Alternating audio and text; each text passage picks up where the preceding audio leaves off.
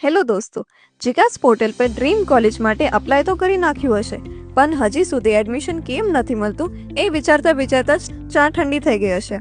આ જોઈને તો આમ મજા પડી જતી હશે ને. ઓહો, આટલી બધી કોલેજમાંથી ઓફર આવી, પણ પછી પાછું મગજમાં ક્યાંક ખટકે, યાર તો આ પછી એડમિશન કન્ફર્મ કેમ નથી થતું? આવું કેમ થાય છે?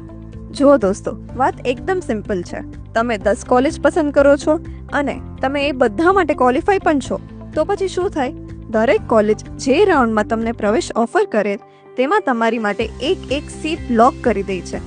સમજી લો કે તમારી રાહ જોતી હોય. આ તો બિલકુલ એવું જ છે જેમ તમે કોઈ મૂવી જોવા જાઓ અને તમારી ફેવરિટ સેટ બુક કરી લો, પણ પછી પેમેન્ટ કરવાનું ભૂલી જાઓ, તો શું થાય?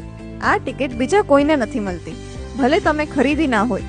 એ રાઉન્ડમાં તો આ તમારી માટે બ્લોક જ રહેશે. બસ અહીં પણ એવું જ થાય છે. તમે તો આખરી એક કોલેજમાં જવાના છો, પણ તમારી બાકીની 9 સીટો હોલ્ડમાં જાય છે, અને જે બીજા વિદ્યાર્થીઓને એ સીટ પર એડમિશન લેવા માંગે છે તેમને તમે એડમિશન કન્ફર્મ કરો તેની રાહ જોવી પડે છે. આ તો સાવ ચીપી સિચ્યુએશન છે યાર. વળી પાછું તમારી ગમતી કોલેજનું પહેલા 4 રાઉન્ડમાં નીચે ગયેલું મેરિટ કટ ઓફ બીજા તબક્કાના 5મા રાઉન્ડમાં ઉપર ગયું તેની મૂંઝવણ થાય છે.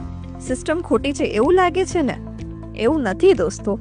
પ્રથમ તબક્કામાં અરજી કરવાનું બાકી રહી ગયેલા વિદ્યાર્થીઓ બીજા તબક્કામાં અરજી કરે એટલે તેમની ચોઈસની કોલેજો મુજબ મેરિટમાં ફેરફાર તો થાય જ ને. પણ એમાં મૂંઝાવાની જરૂર નથી. તમને જો ગમતી કોલેજોમાંથી ઓફર આવી ગઈ છે તો કેમ રાહ જોવો છો ભાઈ?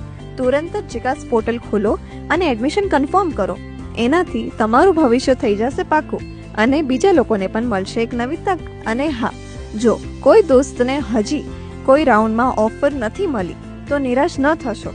થોડી ધીરજ રાખો, નેક્સ્ટ રાઉન્ડની રાહ જુઓ. સિસ્ટમ ચાલુ જ છે અને તમને પણ તમારી મનપસંદ કોલેજમાં એડમિશન મળવાની તક ચોક્કસ મળશે. જીકાસ એક ડોરવે છે, પણ દરવાજો તમે ખોલશો ત્યારે જ એડમિશન મળશે.